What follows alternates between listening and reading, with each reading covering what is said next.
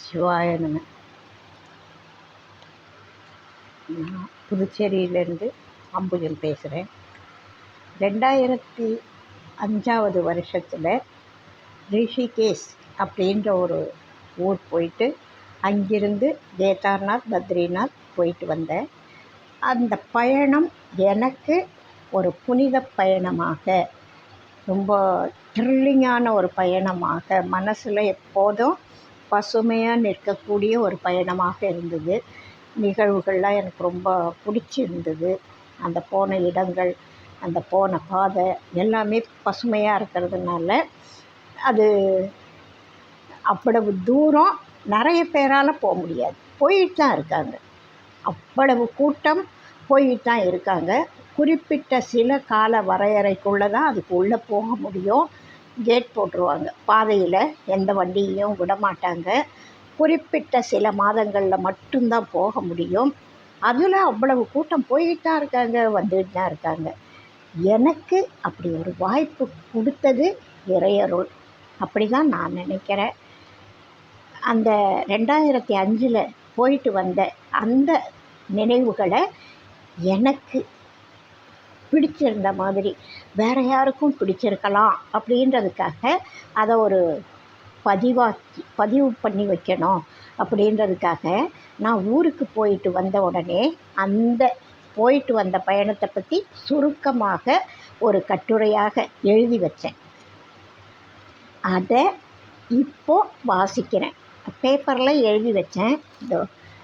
இந்த அப்போ எனக்கு கிடைச்ச ஒரு காகிதத்தில் கிடைச்ச ஒரு பேனாவை கொண்டு எழுதி வச்சேன். மறந்துடக்கூடாதுன்ற ஒரே காரணத்துக்காக அதை இத்தனை காலம் கழித்து அதை பேச்சுவாக்கில் அதை சொல்ல வேண்டிய ஒரு சந்தர்ப்பம் அமைஞ்சுது. அதனால் இப்போ சொல்கிறேன். ரிஷிகேஷ் அப்படின்ற வடநாட்டில் இருக்கிற ஒரு ஊரில் தயானந்த சரஸ்வதி அப்படின்னு ஒரு சாது இருக்கார். அவர் ஒரு ஆசிரமம் அமைச்சு அங்கே நிறைய நற்காரியங்கள் பண்ணிகிட்ருக்காரு. 2005 வருஷத்தில் வருஷம் ஏதேதோ பண்ணுறாங்க. தமிழ் வளர்ச்சிக்காக பண்ணுறாங்க, பக்தி ஆன்மீக வளர்ச்சிக்காக ஏதேதோ பண்ணுறாங்க, சைவ சமய வளர்ச்சிக்காக ஏதேதோ பண்ணுறாங்க, நிறைய பண்ணுறாங்க. ஒரே ஒரு வருஷம் எனக்கு கலந்துக்கிற வாய்ப்பு கிடைச்சிது. தமிழ் உணர்த்தும் பக்தி ஆய்வு மாநாடு அப்படின்னு நடத்தினாங்க. அதில் எங்கள் கணவர் ஒரு கட்டுரை எழுதி அனுப்பியிருந்தார். திருமூலர் காட்டும் மனித நேயம் அப்படின்ற தலைப்பில் இவர் கட்டுரை அனுப்பியிருந்தார். அந்த பயணத்தை ஏற்பாடு செய்தவர் இங்கே புதுச்சேரியிலேருந்து, தமிழ்நாட்டில் பல இடங்கள்லேருந்து நிறைய பேர் அந்த மாநாட்டில் கலந்துக்கிட்டாங்க. கோ பரமசிவம் ஐயா அப்படின்ற ஒரு மிக பெரிய அறிஞர். இப்போ அவருடைய மகனார் கோப்பா நல்ல சிவம் ஐயா அவர்கள், அவரும் மிகச்சிறந்த அறிஞர். 2 பேரும் சமயத்துக்காகவும், சைவ சமயத்துக்காகவும் தமிழ் வளர்ச்சிக்காகவும் பாடுபட்டுக்கிட்டு இருக்கிறவங்க. அதில் அந்த பரமசிவம் ஐயாவுடைய உதவியோடு நாங்கள் போயிட்டு வந்தோம். அவர் தான் ஏற்பாடு பண்ணவர். இப்போ நாங்கள் புதுச்சேரியில் வசிச்சிட்ருக்கோம். புதுச்சேரியிலேருந்து புறப்பட்டு சென்னைக்கு போனோம். சென்னையிலேருந்து புதுடெல்லி போனோம். புதுடெல்லியிலேருந்து ரிஷிகேஷ் போனோம். சென்னை டு டெல்லி ரயில் பயணமாக போயிட்டு வந்தோம். மிக அருமையான பயணம். அங்கே இப்போ ரிஷிகேஷ் போயிட்டோம். கங்கை கரை ஓரம், ரிஷிகேஷ் போனதும் கங்கை கரையில் நாங்கள் தங்கி இருந்த இடம் மிக மிக அருமையான, இந்த லொக்கேஷன் அப்படின்னு சொல்கிறாங்கல்ல, அது போல் சுத்தீவிர நிறைய மலைகள், கீழே கங்கா நதி ஓடிட்டுருக்கு. அந்த கங்கையோட கரையில் இந்த தயானந்த சரஸ்வதி ஐயாவுடைய ஆசிரமம் அமைஞ்சிருக்கு. அருமையான இடம். உள்ள நிறைய மரங்கள், பல வகை மரங்கள், நிறைய மரங்கள் இருக்கிறதுனால, பக்கத்தில் நதி இருக்கிறதுனால நிறைய பறவைகள், விதவிதமான பறவைகள். நம்ம இங்கே இருக்கிற போதும் மரம் இருந்தால் பறவைகள் இருக்கும். அங்கே இருக்கிற மர வகைகளும், அங்கே இருக்கிற பறவைகளும், அதோட ஒலிகளும் நல்ல வித்தியாசமாகவும் ரொம்ப ரசனையாகவும் இருக்கும். அந்த ஆசிரமம் எப்போதும் அமைதியாக இருக்கும். வேத பாடம் நடந்துக்கிட்டு இருக்கும். அது ஒரு இடத்துல. கோவிலில் பூஜை நடந்துகிட்டு இருக்கும், அது ஒரு இடத்துல. ஆசிரமத்தில் தியானம் பண்ணுறவங்களோ பூஜை பண்ணுறவங்களோ படிக்கிறவங்களோ இருந்துக்கிட்டே இருக்காங்க, மக்கள் வந்துக்கிட்டே இருக்காங்க. அந்த சாப்பாட்டு நேரமாக இருந்தால் சாப்பிட்டுக்கிட்டே இருக்கிறாங்க, வர்றது போகிறது போக்குவரத்து எல்லாம் இருக்குது. ஆனால் அமைதியாக இருக்குது. அப்படி ஒரு அமைதி, அப்படி ஒரு அழகு. அந்த அந்த இடத்துல நின்னாலுமே ஒரு ஆன்மீக அமைதி, சாதாரண அமைதி இல்லை, ஆன்மீக அமைதி அங்கே எனக்கு ரொம்ப பிடிச்சிருந்தது. நம்ம வாழ்நாள் பூரா பேசிக்கிட்டே ஏதாவது செயல் செய்துக்கிட்டே பேசிக்கிட்டே அதை பற்றி சிந்திச்சுக்கிட்டே இருக்கிற நமக்கு அந்த அமைதி வித்தியாசமான ஒரு அருமையான அனுபவமாக இருந்தது. அந்த ஆசிரமத்தில் நாங்கள் தங்கியிருந்தோம் 3 நாட்கள். அங்கே 2005 வருஷத்தில் மே மாதத்தில் 5, 6, 7 ஆகிய 3 தேதிகளில் அங்கே வச்சுருந்தாங்க. அந்த அதாவது தமிழ் உணர்த்தும் பக்தி ஆய்வு மாநாடு அப்படின்றத 3 நாள் நடத்தினாங்க. நாங்கள் அங்கே தங்கி இருந்ததும், அந்த பூஜையில் கலந்துக்கிட்டதும், அந்த செமினாரில் கலந்துக்கிட்டதும், தமிழை பற்றி வட மாநிலத்தில் நம்ம உட்கார்ந்து தமிழர்கள் நிறைய பேர் சேர்ந்து தமிழ் வளர்ச்சிக்காக நிறைய பேர் கட்டுரை வாசிக்கிறதும், அங்கே இருக்கிற அந்த ஆசிரமத்துக்காரவங்க தமிழை அதை ஏற்றுக்கொள்கிறதும் கருத்து சொல்கிறதும் மிக அருமையான ஒரு அனுபவமாக இருந்து, தமிழ்நாட்டிலேயே இருந்து தமிழ் பேச வெட்கப்படுற காலத்துலேயும் இப்போல்லாம் ஆங்கிலம் பேசுகிறத பெருமையாக நினைக்கக்கூடிய காலம் ஆங்கிலேயர்கள் வரவுக்கு பிறகு. அதுக்கு முன்னாடி அப்படி இல்லை. ஆங்கிலேயர்கள் வந்துட்டு அவங்களுடைய சிலதை விட்டுட்டு போயிருக்காங்க. அதில் ஒன்று ஆங்கிலத்தில் பேசினால் பெருமை அப்படின்னு இன்றைய குழந்தைகள் தமிழ் பேசுகிற வாய்ப்பு இருந்தால் கூட தமிழில் பேசாமல் ஆங்கிலத்தில் பேசுகிறாங்க. இதையே இதர மொழிக்காரவர்கள், ஒரு மலையாளம், ஒரு தெலுங்கு, ஒரு ஹிந்தி, அந்த மொழி பேசக்கூடிய இடத்துல நாம் போய் கேட்டோன்னா அவங்களுக்கு நாம் கேட்குற மொழி புரியும். ஆனால் அவங்க உங்களுடைய தாய்மொழியில் தான் பதில் சொல்கிறாங்க. ஹிந்திக்காரர் ஒருத்தருக்கு நல்லா ஆங்கிலம் புரியும், தெளிவாக புரியும், நிறைய படிச்சிருக்காரு. நம்ம கேட்குற கேள்விக்கு தெளிவாக அழகாக பதில் சொல்லுவார் ஹிந்தியில். அதே மாதிரி ஒரு மலையாளிக்கிட்ட போய் பேசி பாருங்கள், கட்டாயமாக மலையாளத்தில் தான் பதில் சொல்லுவாங்க. அது ஒரு அவங்களுடைய தாய்மொழிக்கு அவங்க கொடுக்குற மரியாதை வெகு சிறப்பு அப்படின்னு தான் எனக்கு தோணுமே தவிர, அவங்க நாம் கேட்டதுக்கு அவங்க மொழியில் சொல்கிறாங்களே அப்படின்னு தோணாது. அவங்களுக்கு எவ்வளவு தாய்மொழி பற்றி இருக்குது அப்படின்னு தான் தோணும். அந்த மாதிரி இந்த ஏரியாவில், அதாவது வட மாநிலத்தில் ரிஷிகேஷில் உட்காந்துட்டு நாங்கள் இதையெல்லாம் அந்த தமிழ் பற்றி பேசியதும் கேட்டதும் ஒரு ஆனந்தமான அனுபவமாக, அழகான அனுபவமாக இருந்தது. அங்கே தயானந்த சரஸ்வதி நாங்கள் அந்த ஆசிரமத்துக்குள்ளே ரிஷிகேஷ்குள்ளே போனப்போ அவங்க ஐயா அமெரிக்கா போயிருந்தாங்க. அதுக்கப்புறம் அவங்க வந்துட்டாங்க. அங்கே அந்த எல்லாம் கிரமமாக, அதாவது அவங்க வெளியில் போயிருந்தாலும் அத்தனையும் கரெக்டாக கிரமமாக நடக்குது, சிஸ்டமேட்டிக்கான்னு சொல்லுவாங்களே, அதுபோல் எல்லாம். அதாவது உண்றது, உறங்கிறது, தியானம் பண்ணுறது, வேத பாடங்கள் படிக்கிறது, பூஜை நடத்துறது, அத்தனையும் ஒழுங்காக இருக்குது.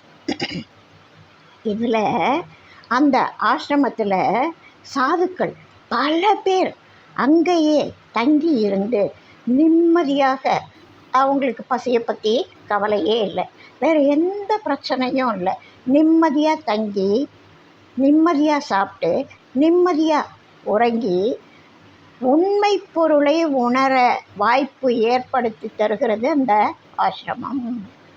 மெய்ப்பொருள் உணர்வை அப்படி ஒரு அருமையாக பக்குவமாக ஏற்படுத்தி தருது.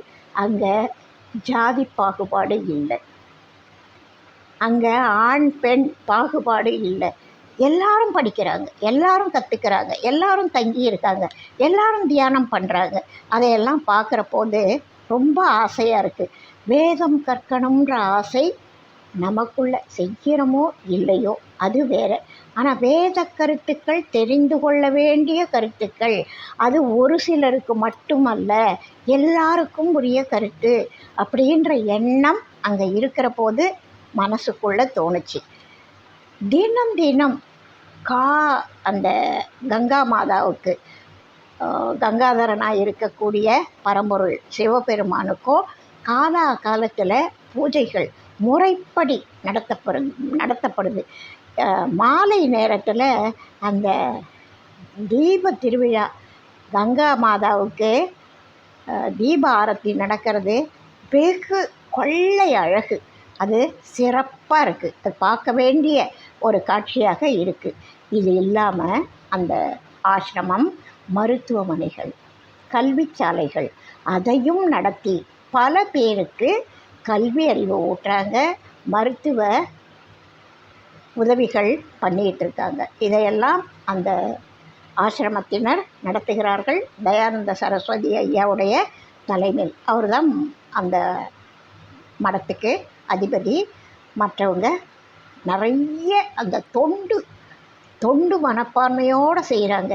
முகம் அப்படியே கனிவான பேச்சு, கனிவான பார்வை அதோடு செய்கிறப்போ உண்மையிலேயே இவங்கெல்லாம் சாதுக்களாக இருக்க வேண்டியவர்கள்தான். நாமெல்லாம் இல்லை, அவங்க ஓரம் கூட போக முடியாதுன்ற அளவுக்கு அங்கே உள்ளவங்க பக்குவப்பட்டிருக்காங்க. அதை நினைக்கிறப்போ ரொம்ப மகிழ்ச்சியாக இருந்தது. அங்கே நாங்கள் போய் இந்த 3 நாட்கள் கலந்துக்கிட்டோம் இல்லையா. இடையில இன்னொரு கதை, கிளைக்கதை. நடிகர் ரஜினிகாந்த் எல்லாருக்கும் தெரியும். அவர் சந்திரமுகின்னு ஒரு படம் 2005 நான் சொல்கிறேன், இப்பத்திய கதை இல்லை. சந்திரமுகின்ற படம் ரிலீஸ் ஆச்சு. இவர் நடித்து ஒரு படம் எடுக்கிறாங்க. அந்த படம் தயாரிக்கிறவரோ இயக்குனரோ அதில் கலந்துக்கிட்ட யாரும் இவரால் நஷ்டப்படக்கூடாது அப்படின்றதுக்காக தியானம் பண்ணுறார். எங்கே அந்த படம் ரிலீஸ் ஆன உடனே புறப்பட்டு இங்கே வந்துட்டார், ரிஷிகேஷ் வந்துட்டார். வந்து தயானந்த சரஸ்வதியும் அவரும் குரு சிஷ்ய பாவனையோடு நட்பாகவும் பழகுகிறார்கள். அவ்வளவு பெரிய மடாதிபதி அருமையாக இவரோட மக்களோட, பொதுமக்களோட கனிவாக பேசி பழகினாங்க. அது ரொம்ப மகிழ்ச்சியாக இருந்தது. நடிகர் ரஜினிகாந்த் அங்கே தங்கியிருக்கார். எல்லாருக்கும் ரஜினிகாந்தை நடிகர் அப்படின்ற ஒரு முகம் எல்லாருக்கும் தெரியும். நடிப்புன்றது பொய். அதாவது ஒரு நாடகம் நடிப்புன்றதே பொய். ஏதோ ஒரு கருத்து இருக்கும், அந்த கருத்தை இவங்க அந்த கேரக்டராக மாறி நடிப்பாங்க. ஆனால் இவங்க அவங்க கிடையாது.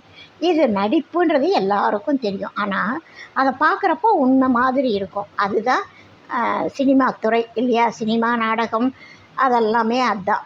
அப்படிப்பட்ட ஒரு நடிகர், அவருக்கு இன்னொரு முகம் இருக்குது. அந்த முகம் எப்படின்னா, இந்த ஆசிரமத்தில் வந்து தங்கியிருக்கார். அவருக்கு ஒரு ரூம் கொடுத்துருக்காங்க.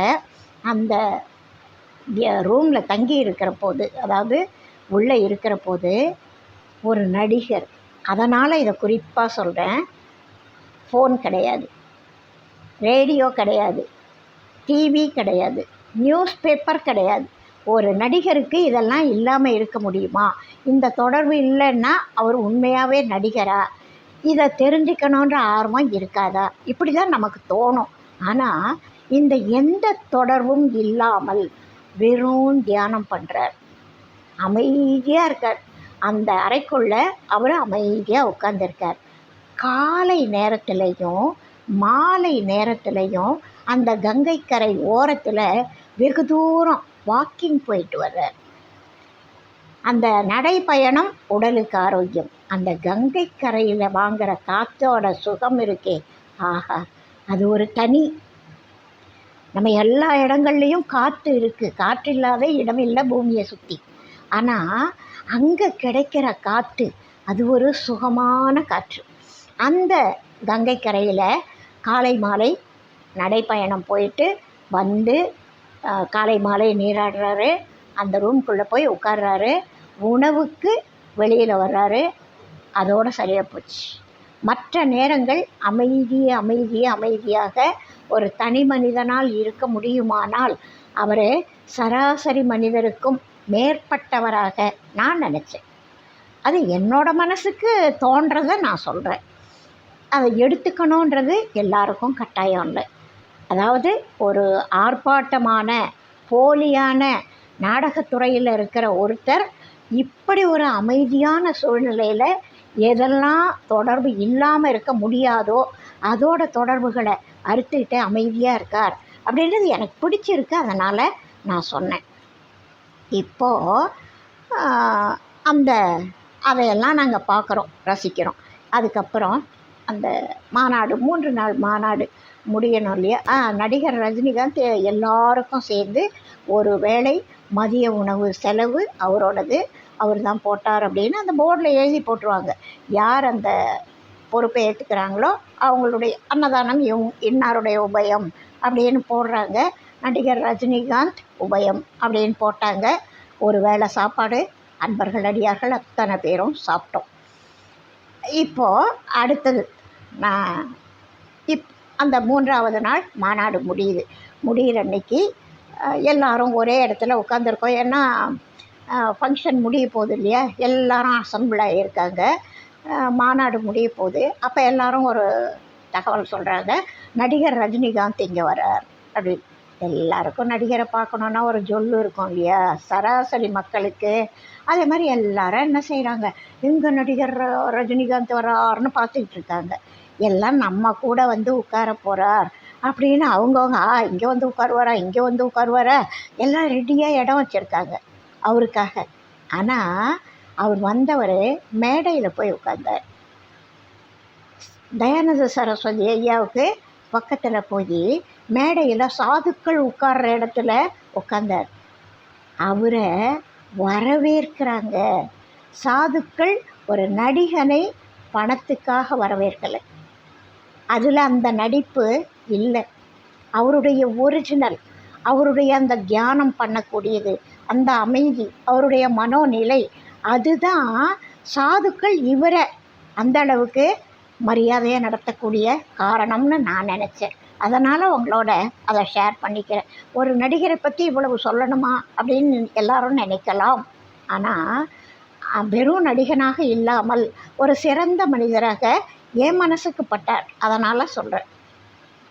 அவர் செலவு பண்ணுறாரா, செலவு பண்ணலையா, தர்மம் பண்ணுறாரா, பண்ணலையா, அவருடைய தனிப்பட்ட எந்த கேரக்டரையும் தொடர்றதுக்கே எனக்கு அருகதை இல்லை. ஆனால் ஒரு தனி மனிதராக எனக்கு பிடிச்சிருந்தது. அதனால் நான் சொன்னேன். இப்போது அந்த ஃபைனல் வர்றப்போ அவர் வந்தார், அங்கே உட்காந்தார். எல்லாரும் அவரையும் கொஞ்சம் பேச சொன்னாங்க. சில நிமிஷங்கள் அருமையாக ரத்தன சுருக்கமாக பேசினார். எல்லாரோடையும் கலந்துக்கிட்டார். எல்லாரும் அவங்க தயானந்த சரஸ்வதி ஐயா எல்லாருக்கும் கலந்துக்கிட்ட, அதாவது கட்டுரை எழுதின கட்டுரையாளர்களுக்கு சான்றிதழ் கொடுத்தாங்க. எங்கள் எல்லாருக்கும் கலந்துகிட்ட எல்லாருக்கும் ஒரு ருத்ராட்ச மாலை கொடுத்தாங்க. அவங்க கையால் கொடுத்ததே 5 முக ருத்ராட்ச மாலை கொடுத்தாங்க. ரொம்ப மகிழ்ச்சியாக இருந்தது. பிரசாதம் கொடுத்தாங்க. சந்தோஷமாக வாங்கிட்டு அதாவது அங்கேருந்து பிரியறதுக்கு மனசே இல்லாமல் அதுக்கப்புறம் நாங்கள் எங்களுடைய பயணத்தை அங்கேருந்து ரிஷிகேஷ்லேருந்து கேதார்நாத் அப்படின்ற ஊருக்கு நாங்கள் புறப்படுறோம்.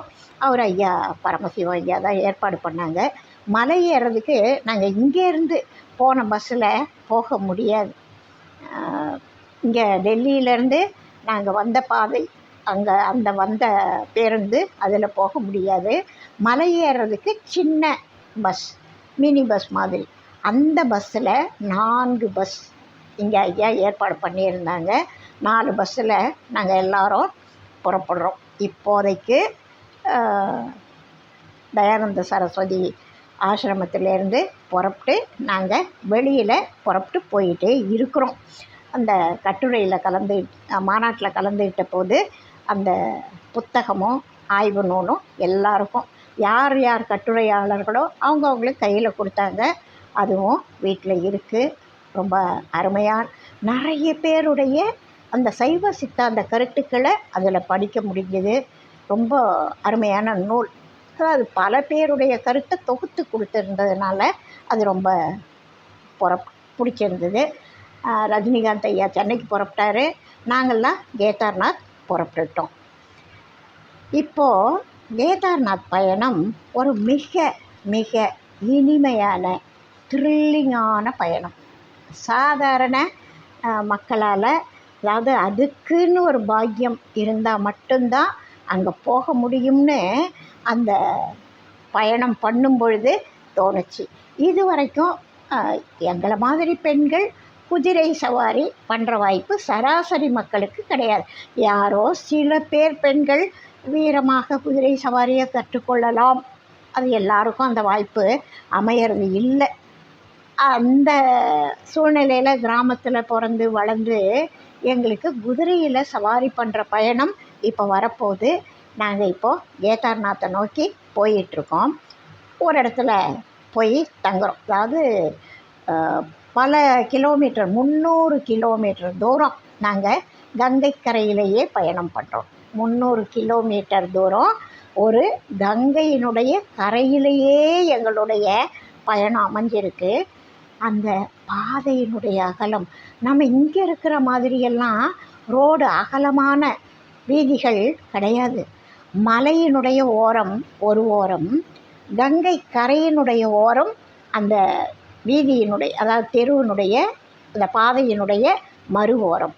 இது ஒழுங்காக சொன்னால் ஒரு பெரிய பஸ் போகலாம், அவ்வளவுதான் பாதையோட அகலம். இதில் ஒரு பஸ்ஸு நாங்கள் போயிட்டுருக்கோன்னா எதிரில் ஒரு பஸ் வரும், நிறைய வராது, இந்த மாதிரி ஒரு சின்ன பஸ் வரும். அதுக்கு பாதையை விடணும்னா ஒரு குறிப்பிட்ட இடத்துல கொஞ்சம் அகலம் இருக்கிற இடத்துல தங்கிடணும். அந்த ஒரு இடத்துல, அதாவது ஒரு பஸ் போயிட்டுருக்குன்னா அந்த பஸ் ஒதுங்கி ஓரமாக நிற்கணும். அப்போ தான் எதிரில் வர்ற பஸ் கடந்து போக முடியும். எங்கே வேணும்னாலும் சைடு வாங்க முடியாது, ஏன்னா ரோடில் அவ்வளோ அகலம் இல்லை. சில இடங்களில் கொஞ்சம் அகலமாக இருக்கும். அது பாதையினுடைய அமைப்பு. அந்த மலை அடிவாரத்தில் அந்த பாதை போயிட்டே இருக்குது. இந்த ஓரத்தில் சிமெண்ட்டு தார் போட்டு செட் பண்ணி வச்ச மாதிரி இருக்காது, எப்போ வேணாலும் மணல் சரியும். இந்த இமயமலை மண்மலை, பாறையால் ஆன மலை கிடையாது. மண் சரிவுகள் அடிக்கடி ஏற்படக்கூடிய இடம். இதில் அந்த பஸ்ஸினுடைய மலைப்பகுதி, மலையினுடைய ஓரமாக இருக்கிற வீல் பாதுகாப்பாக இருக்குது. இந்த கங்கை கரை ஓரமாக இருக்கிற வீல், ஒரு பஸ்ஸினுடைய இரு பக்கத்து வீல் இருக்குல்ல, லெஃப்ட் ரைட்டு, இந்த வீல் அந்த கரை ஓரமாக போகும் பொழுது நாம் எட்டி பார்த்தோன்னு வச்சுக்கோங்க, கிடுகிடு பள்ளத்தில் கங்கா நதி ஓடும். அந்த கங்கா நதி அவ்வளவு ஒரு ஒலி, அவ்வளவு உயரத்தில் நம்ம பயணிக்கிறோம், பள்ளத்தில் கங்கை ஓடிட்டுருக்கு. அந்த ஒலி, அந்த நீரோட வேகம், அந்த நீரோட்டம் சத்தம் நம்ம காதில் கேட்கும். அந்த நீரோட்டத்தினுடைய அந்த ஒலி, அது ஒரு அழகு. ஒரு சில இடத்துல என்ன செய்யும், அழகாக அமைதியாக ஓடி வரும். கொஞ்சம் நீளமாக கண்ணுக்கு தெரிஞ்ச வரைக்கும் அமைதியாக ஓடி வரும். ஒரு இடத்துல என்ன நாம் போயிட்டே இருப்போம், கங்கா நதி இப்படி ஓடி வந்துக்கிட்டே இருக்குது, மேலேருந்து கீழ் நோக்கி வருது. நம்ம கீழே ரிஷிகேஷ்லேருந்து மலைக்கு மேலே போயிட்டுருக்கோம். அந்த நதி ஓடி வர்றது ஒரு இடத்துல என்ன செய்யும், பாறையில் வந்து மோதும். அப்படி தண்ணி தூக்கி அடிக்கும். ஏதோ, அதாவது மிகப்பெரிய உயரமாக அந்த பாறையில் மோதி அலை தூக்கி அடிக்கும். அப்படி ஒரு ஒலி கேட்கும். கொஞ்சம் அப்படி தாண்டி போனோன்னா அப்போ ஒரு ஒலி, அது வேறு மாதிரி இருக்கும். சாதாரணமாக சலசலன்னு ஓடி வர்றது ஒரு ஒலி, பாறையில் மோதும் பொழுது ஒரு ஒலி. ஒரு சில இடத்துல மேலே இருந்து அப்படியே திடுதுன்னு ஃபால்ஸ் மாதிரி ஊற்றும், நயாகரா கொட்டுற மாதிரி கொட்டும். ஒரு சில இடத்துல நதியோட அகலம் குறுகலாக இருக்கும். அது இந்த பக்கம் இருந்தால் அந்த நம்ம இங்கேருந்து பார்க்குறதுக்கு அப்படி இருக்குது, கீழே அகலமாக தான் இருக்கும். ஏதோ இங்கேருந்து அப்படி தாண்டி போயிடலாம் போல் குறுகலாக இருக்கும். அதே தண்ணி அது அடுத்து கொஞ்சம் தூரத்தில் மிக அகலமான நதியாக இருக்கும். இவ்வளவு குறுகலை வந்தது. இப்போ காவிரியில் கூட சில இடங்களில் ஆடுதாண்டும் காவிரின்னு ஒரு இடம் இருக்குது. இங்கே பார்த்தா காவிரி அவ்வளவு அகலமாக இருக்குது. ஒரு இடத்துல அகலமாக இருக்கிற ஒரு நதி ஒரு சில இடத்துல குறுகலான வழியால் ஓடி வருதுல்ல, அதே போல் இந்த மலைப்பகுதியில் பல பல இடங்களில் குறுகும் விரியும் குறுகும் விரியும், பாறையில் மோதும், மேலேருந்து ஊற்றும், ஒவ்வொரு ஒலியும் ஒரு ஒரு மாதிரி ரொம்ப அழகாக இருக்கும். அதுபோல் நாங்கள் கங்கையை பார்த்துக்கிட்டே போகிறோம்.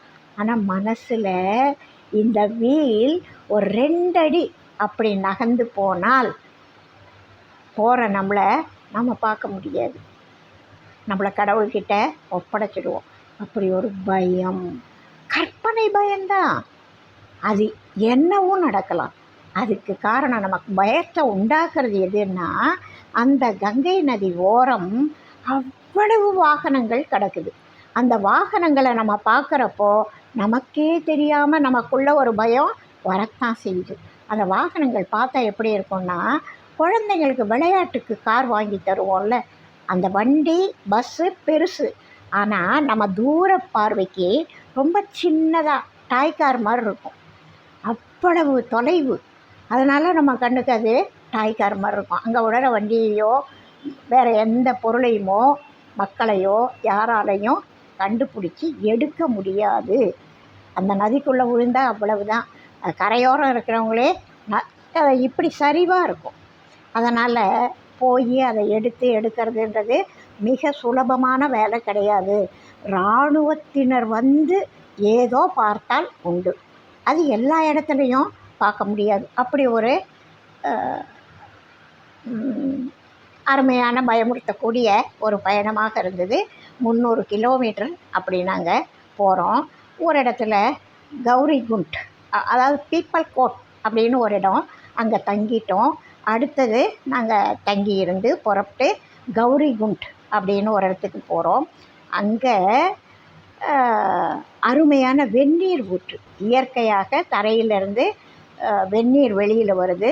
அதில் குளித்தோம். அங்கே தொட்டி போல் கட்டி வச்சுருக்காங்க. அந்த வெந்நீர் குளியலை போட்டுட்டு அந்த குளிர் பிரதேசத்துக்கு மேலே போக போக நல்ல குளிர், அந்த குளிர் பிரதேசத்துக்கு அந்த வெந்நீர் குளியல் ரொம்ப நல்லா இருந்தது. அதுக்கப்புறம் அங்கேருந்து 14 கிலோமீட்டர் தொலைவு அந்த குதிரையில் போகிறோம். அந்த குதிரைக்கு மட்டக்குதிரைன்னு சொல்கிறாங்க. குதிரை உயரம் இருக்காது, அதில் ஒரு 3/4 உயரம் இருக்கும். அதாவது அது கழுதையாக குதிரையான்னு நமக்கு பார்த்தா சந்தேகம் இருக்கும். அது போல் இருக்கும். அதுக்கு மட்டக்குதிரைன்னு சொல்கிறாங்க. அது மேலே ஏறி உட்காந்துக்கிட்டு நாங்கள் பயணம் பண்ணோம். அந்த குதிரையில் உட்காரப்போது நமக்கு குதிரையில் உட்காந்து பழக்கம் இல்லை.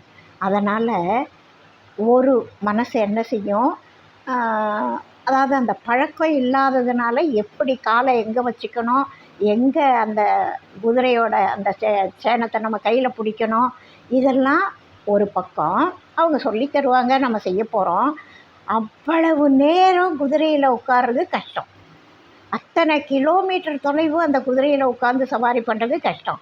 இதுக்கும் அப்பாற்பட்டு அந்த குதிரை என்ன செய்யும், அந்த கரையினுடைய ஓரமாக தான் நடக்கும். ஏன்னா அங்கே அதுக்கு வசதியாக இருக்கும் நடக்கிறதுக்கு. இந்த மலையினுடைய ஓரமாக நடக்காது குதிரை. கங்கை தண்ணி ஓடிக்கிட்டு இருக்கு இல்லையா, அந்த ஓரத்தில் போகும். அது போகும் பொழுதே, கால் வைக்கும் பொழுதே நம்ம மேலே உட்காந்துருக்கோம், அதோட ஒரு கால் ஒரு 2 அங்குலம் ஸ்லிப்பானால் நம்ம கங்கையில் விழுந்துருவோம், பள்ளத்தில் விழுந்துருவோம். ஆனால் அந்த குதிரை எல்லாரையும் பத்திரமாக கூட்டிகிட்டு போகுது. அது இறைவனுடைய அருள்.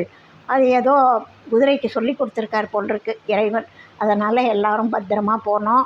அங்கே கேதார்நாத்துக்கு போயிட்டு 12,000 அடி உயரம், அந்த தரமட்டத்திலேருந்து கடல் மட்டத்திலேருந்து 12,000 அடி உயரம் இருக்கிறதுனால அதில் அவ்வளவு த்ரில்லிங்கான பயணமாக மனசில் அது நின்றுது. கொஞ்சம் சுவாசிக்கிறதுக்கும் காற்றுக்கும் சில பேருக்கு அது சிரமப்பட்டாங்க. எல்லாரும் அதுக்கப்புறம் சரியாயிட்டாங்க. சமத்தரை வந்தது. இதில் வழியில் பனி உறைஞ்சி, அந்த பனியினால தான் மற்ற நாட்களில் பாதையை மூடிடுவாங்க. அந்த பனி இல்லாத போது மட்டும்தான், பனிப்பொழிவு இல்லாத போது தான் பாதையை திறப்பாங்க. அந்த பனியை அவ்வளவையும் சுத்தப்படுத்த முடியாது. வெட்டுறதுக்கோ அது உருகிறதுக்கோ வாய்ப்பு கம்மியாக இருக்கும். சில இடங்களில் ரொம்ப இருக்கும். ஒரு 6 அடி 7 அடி உயரத்துக்கு பனி இருக்குது ஒரு இடத்துல. அதை என்ன பண்ணுறாங்க, அதாவது மாடிப்படி மாதிரி வெட்டி செயற்கையாக வெட்டி மாடிப்படி மாதிரி பனிமலைப்படி ஒரு செயற்கையாக உருவாக்கி வச்சுருக்காங்க. ஒரு 5 6 படி இருக்கும். அந்த படியில் இந்த மட்டை குதிரை ஏறும். அப்போ மனசுக்கு என்ன தோணும், அப்படியே சறுக்கிடுமோ, நம்ம பின்பக்கம் விழுந்துடுவோமோ அப்படின்லாம் தோணும். கெட்டியாக பிடிச்சிக்குவோம். பிடிச்சி கையெல்லாம் வலி, பயத்தினால அளவுக்கு மீறி இறுக பிடிக்க சொல்லுது. அதில் அந்த பனிப்பாறைகளை கடந்து அதுக்கு கேதார்நாத் போனோம். ரொம்ப அதுதான் மனசில் உயிர் மேலே ஆசைன்னு சொல்கிறோம்ல, அந்த இடத்துல அது ரொம்ப பசுமையாக நம்மால் உணர முடியும். ஆஹா, நமக்கு இவ்வளவு ஆசை இருக்கா உயிர் மேலே அப்படின்னு தோணும். அந்த உயிரில் காப்பாற்றிக்கணுன்றதுக்காகவே நம்ம பயணம் புறப்பட்டதுலேருந்து ஒரு நொடியும் இமைப்பொழுதும் மறவாமல் இறைவனை நினைக்க சொல்கிறது மனம். ஆண்டவா, இறைவா, பத்திரமா கூட்டிகிட்டு வாங்கப்பா, நீங்கள் உங்களை நம்பி தான்ப்பா வந்திருக்கோம் அப்படின்னு அப்படியே சரண்டர் பண்ண சொல்லுது. அந்த மாதிரி பயணம் தொடர்ந்து போகிறோம். டிசம்பர் மாதம் தொடங்கி ஏப்ரல் மே வரைக்கும் வேறு யாரும் அந்த பாதையில் போக முடியாது. அந்த ஏப்ரல் மே வரும்பொழுது தான் அவங்க பாதையை வெட்டி வழி விடுறாங்க. அந்த பனிப்பொழிவு இருக்கிறதுனால மூடிடுவாங்க பாதையை. யாருமே எங்கேயுமே போக முடியாது. அந்த ஊர்க்காரங்களே மேலே இருக்கிற சில பேரும் கூட, அங்கே வசிக்கிறவங்களும் இருக்காங்க, சாதுக்கள் தங்கி இருக்காங்க, கடை வைக்கிறவங்க இருக்காங்க, பலவித மக்கள் அங்கேயும் வாழ்ந்துட்டு தான் இருக்காங்க. அந்த பாதையிலையும் அந்த ஊரில் இருக்கிறவங்களோ கீழே வந்து தங்கிடுவாங்க அந்த பனிப்பொழிவு காலத்தில். அங்கே எந்த சாப்பாட்டு பொருள்லாம் கிடைக்காது, அதனால் கீழே வந்து தங்கிடுவாங்க. அது 2 இடத்துலையும் வாழ்க்கை அவங்களுக்கு இருக்கும். பனிப்பொழிவு காலத்தில் கீழே இருப்பாங்க, இந்த மாதிரி திறந்து இருக்கிறப்போ அங்கே போய் வாழ்க்கையை நடத்துவாங்க. இப்படி அவங்களுடைய வாழ்க்கை அமைஞ்சிருக்கு. அங்கே நாங்கள் போயிட்டு கேதார்நாத் போயிட்டோம். இறைவனுடைய தரிசனம் அது யாரும் சிலை செய்து வச்ச ஈஸ்வரன் கிடையாது. இப்போ இங்கே ஒரு இயற்கையாக ஒரு புற்று இருந்தால் எப்படி இருக்கும், அதுபோல் அந்த கேதாரீஸ்வரனை அங்கெல்லாம் அனுமதி உண்டு. இப்போ நம்ம இங்கேன்னா ஒரு கோவிலில் போனால் நம்ம மூலவரை போய் ஆரத்தழுவ முடியாது.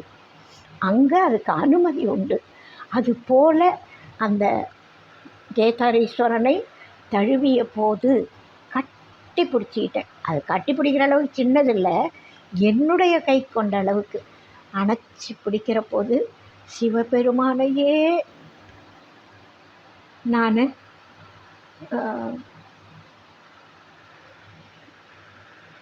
ஆரத்தழுவிய ஒரு உணர்வு, ஒரு சந்தோஷம், ஒரு கிடைக்க முடியாத பேர் கிடைச்சதாக ஒரு மகிழ்ச்சி அதெல்லாம் ஏற்பட்டது. அது வந்து உணரத்தான் முடியும், அதுக்கு மேலே எனக்கு சொல்ல தெரியல. அதாவது சில நொடிகள் அந்த பேரானந்தத்தை அனுபவிச்சுட்டு வெளியில் வந்தோம். அதுக்கப்புறம் இவர் ஆதிசங்கரருடைய ஆசிரமம் இருக்குது பின்பக்கம், அங்கே போனோம். அதையெல்லாம் பார்த்துட்டு இந்த கேதார கௌரி நோன்பு இருக்கிறது அப்படின்னு சொல்லி அம்மா அப்பாலாம் சின்ன வயசுலேருந்து அந்த நோன்பு எடுக்கிற அம்மா அந்த வழக்கம் உண்டு.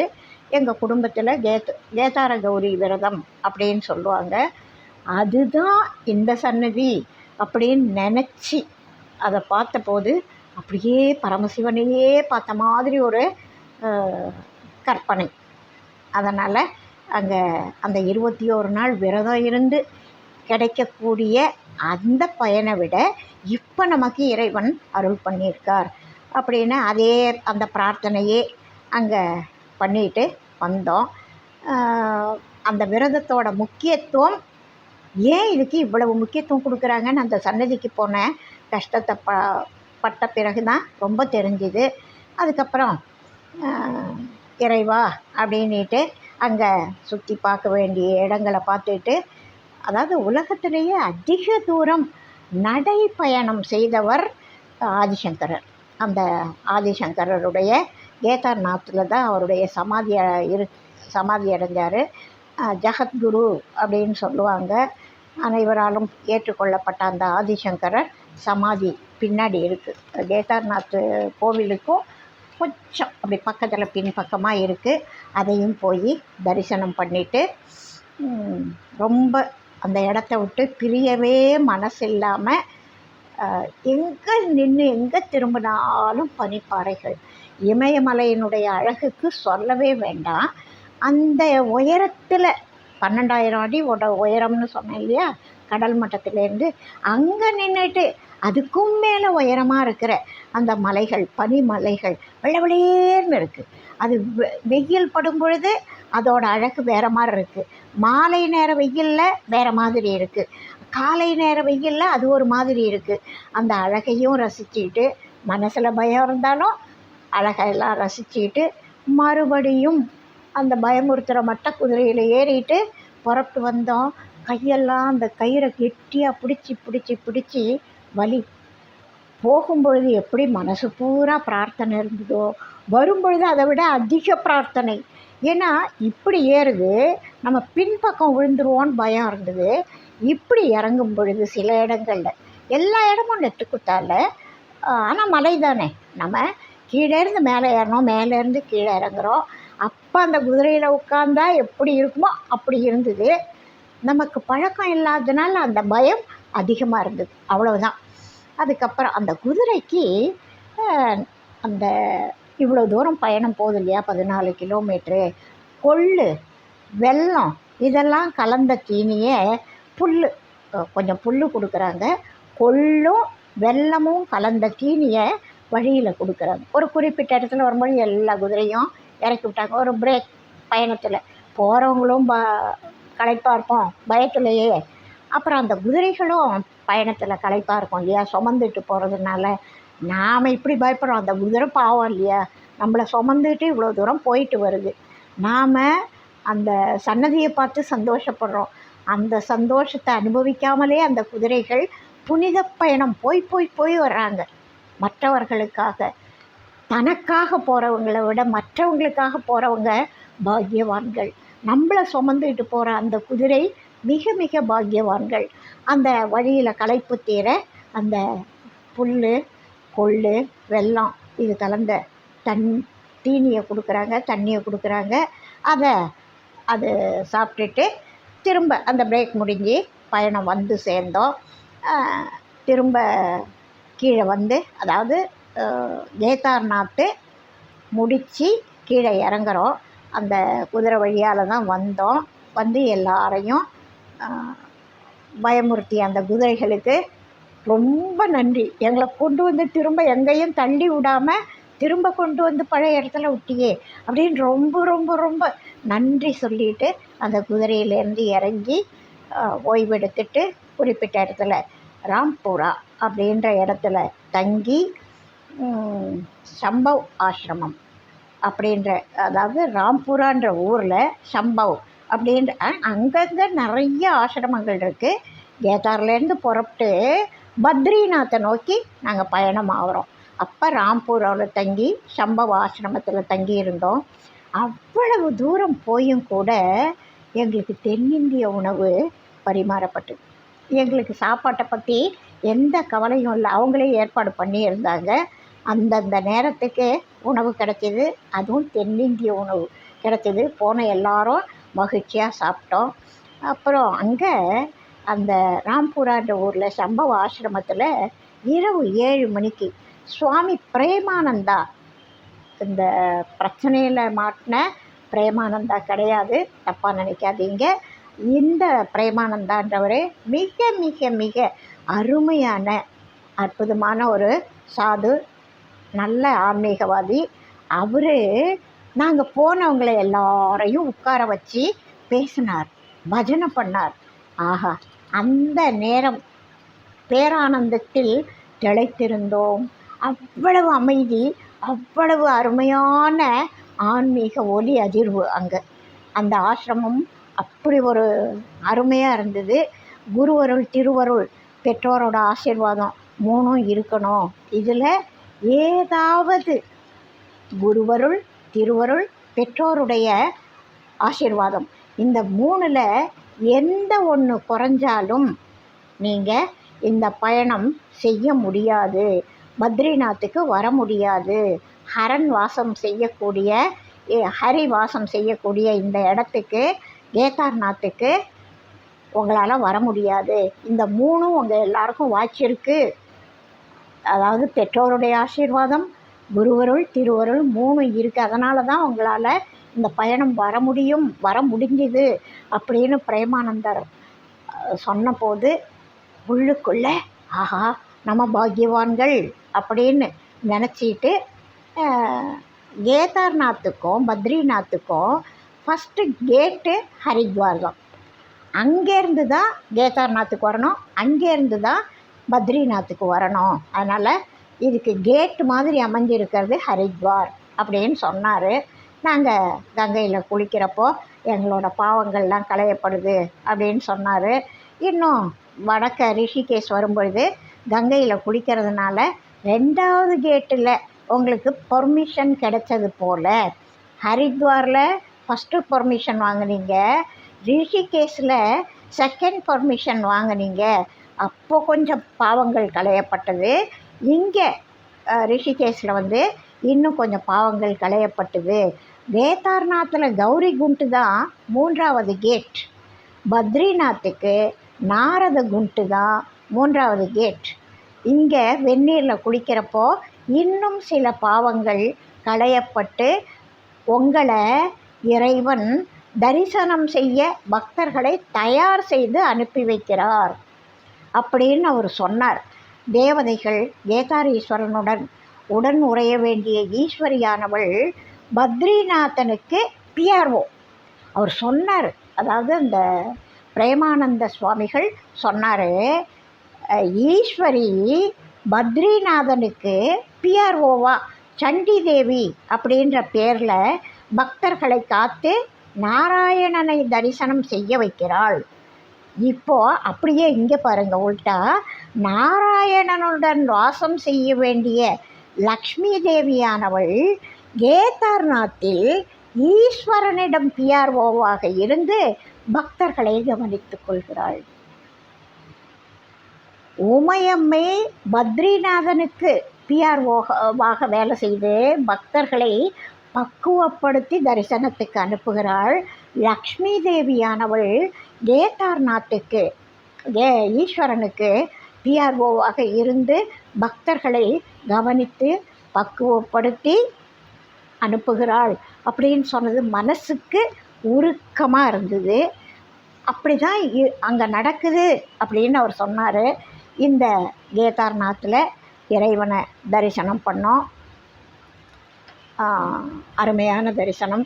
பத்ரிநாத்தில் மிக முக்கியமான விஷயம் என்ன அப்படின்னா, இப்போ திருப்பதிக்கு போகிறோம் இல்லையா, அங்கே திருப்பதியில் அலமேலுமங்கை தாயார்கிட்ட பெருமாள் கடன் வாங்கியிருக்காராம். அதனால் அவருடைய வருமானத்தை எல்லாம் இவங்களுக்கு கடன் அடைச்சிட்ருக்காராம்.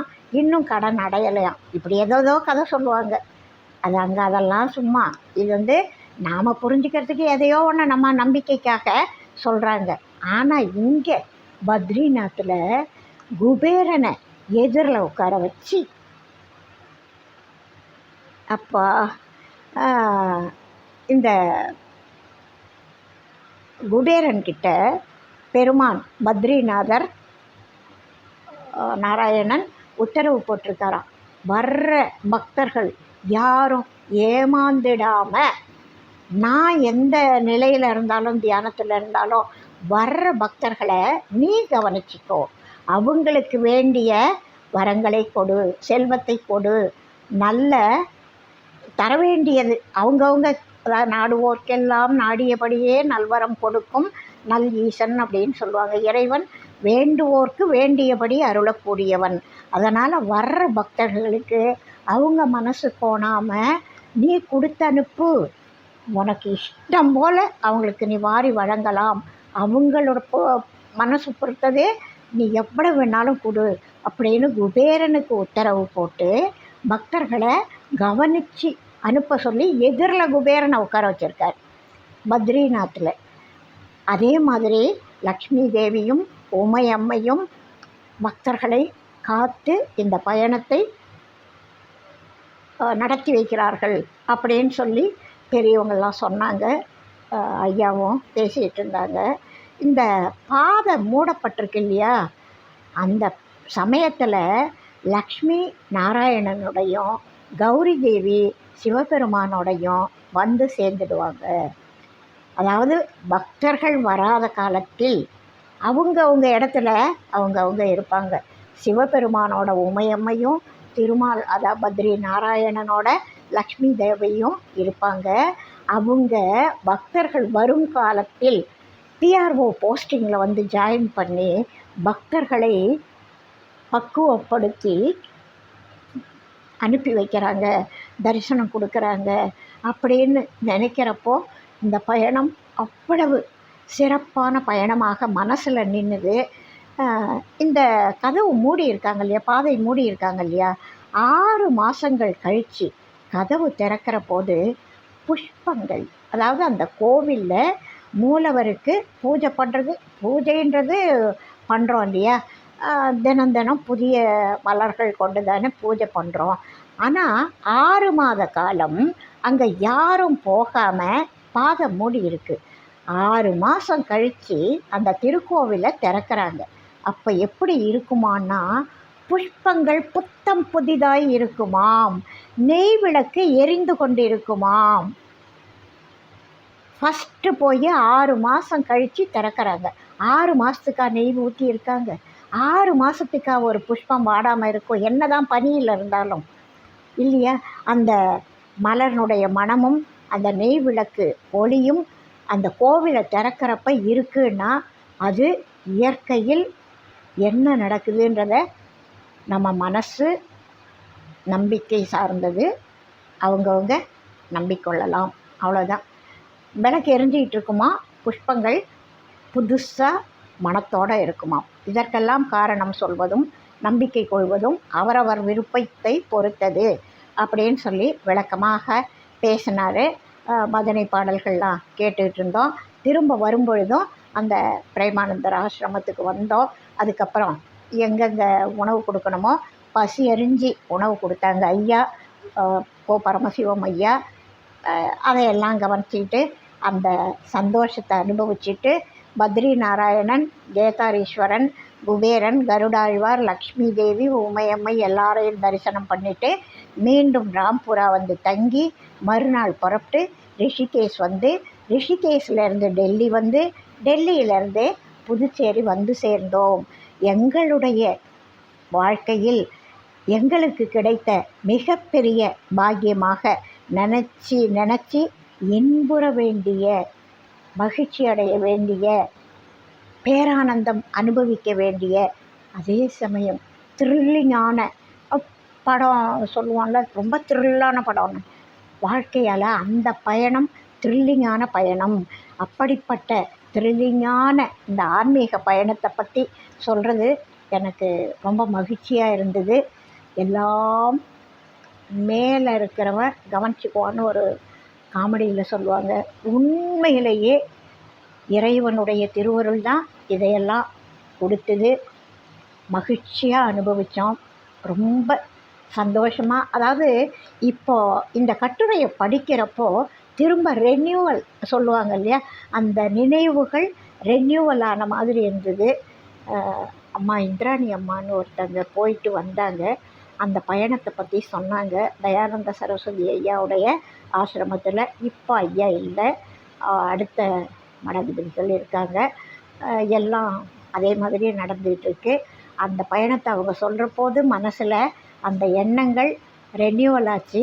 சரி, இந்த கட்டுரையை படித்தா சில பேருக்கு இது மகிழ்ச்சி அளிக்கும் அப்படின்னு என்னோட பயண அனுபவத்தை எனக்கு சொல்லணும்னு தோணுச்சு, சொல்கிறேன். இதை எனக்கு கிடைச்ச பாக்கியம்னு சொல்கிறேனே தவிர கர்வமாக சொல்லலை. இது இறையருள் எனக்கு கொடுத்த ஒரு வாய்ப்பு. கிடைச்சிது, அனுபவித்தேன். இதை அதாவது சில விஷயங்களை அனுபவித்து தெரிஞ்சுக்கலாம், சில விஷயங்களை பார்த்து சந்தோஷப்படலாம், சிலதை கேட்டு சந்தோஷப்படலாம். அதுபோல் இதை அன்பர்கள் அடியார்கள் கேட்டு சந்தோஷப்படுறதுக்கு இது ஒரு வாய்ப்பாக இருக்கட்டும் அப்படின்னு தான் நான் எழுதி வச்சேன். அதை இன்றைக்கி ஒலி வடிவிலையும் கொடுக்குறேன். வாழ்க வளமுடன். வாழிய நாளும் மெய்மெய் வாழ்க நல்லறங்கள் எல்லாம் வாழிய பெரியோர் நாமம் வாழியே வாழி வாழி. வாழ்க வளமுடன். வாழ்க வையகம். சிவாய திருச்சிற்றம்பலம். சிவ சிவா. நன்றி, வணக்கம்.